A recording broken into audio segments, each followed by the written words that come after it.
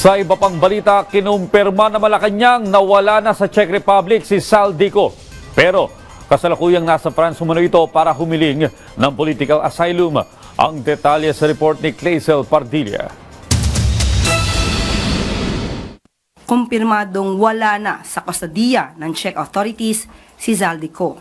Yan ang inihayag ng Malacanang ilang araw matapos si ulat na nahuli sa Czech Republic ang pugante at dating kongresista na si Saldico na hinarang dahil sa kakulangan ng dokumento. Sabi ng palasyo, nasa France na ngayon si Ko at nag-apply o humiling ng political asylum. Ang political asylum ay proteksyon na ibinibigay sa mga dayuhan na inuusig o may kinaharap na banta sa sariling bansa. The FA has received highly reliable information that Saldico has a pending petition for political asylum in France. Hiniling po ng bansang France na dalhin si Saldico sa France because of the pending petition for asylum. Political persecution umano ang basehan ng political asylum na hinihingi ng dating mambabatas. Bago pa man nangyari ang lahat, siya ay hinahabol na at pinababalik dito para sagutin ang mga alegasyon tungkol sa malversation, pagnakaw di umano ng pondo ng bayan. So wala pong masasabing political persecution dito. Maliwanag po yan. Sa ngayon, malayang makaikot si Ko sa mga bansang nasa Schengen area. Ikinidasmaya ni Pangulong Ferdinand R. Marcos Jr. ang pangyayari. Nakausap po mismo natin ang Pangulo ngayong araw at sinabi niya na disappointed siya. Dahil malapit na sana natin na pauwi si Saldico. But since meron nga pong ibang bansang involved at ang lumalabas lamang po na kanya na-violate ay ang paggamit ng invalid documentation.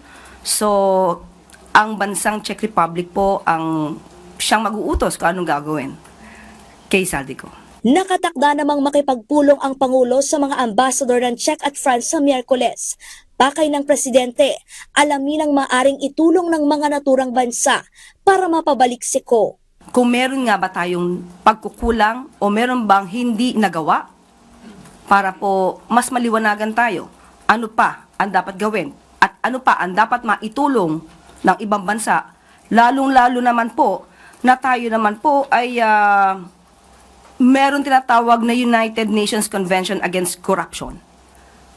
So, ang kaso po na kinakaharap ni Saldico ay patungkol sa malversation.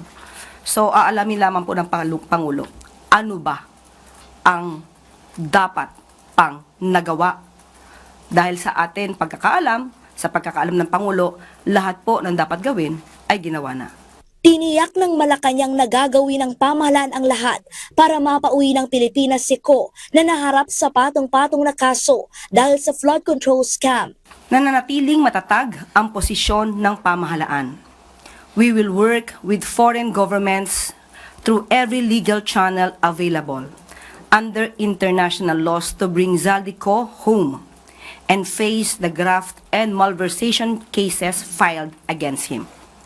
Gagawin natin ang lahat ng naaayon sa batas at sa diplomatikong proseso. Tiwala si Justice Secretary Frederick Vida na mapapauwi pa rin si Ko. Isaan niya sa malaking balakid ngayon ang kawalan ng Interpol Red Notice para maaresto ang mga akusado sa ibang bansa. Nagsumite na ng karagdagang dokumento ang gobyerno ng Pilipinas para mapabilis ang paglalabas ng Red Notice. From the moment we receive information on his whereabouts, the Philippine government moved as quickly as we could. We cannot compel a foreign government to act outside its legal framework. Definitely, a comprehensive report will be made to the President. Pinag-uusapan din ngayon ang proseso ng mutual extradition, lalo't ginagawaan niyang sangkalan ng ilang hinahabol sa batas ang political asylum na ibinibigay ng ibang bansa.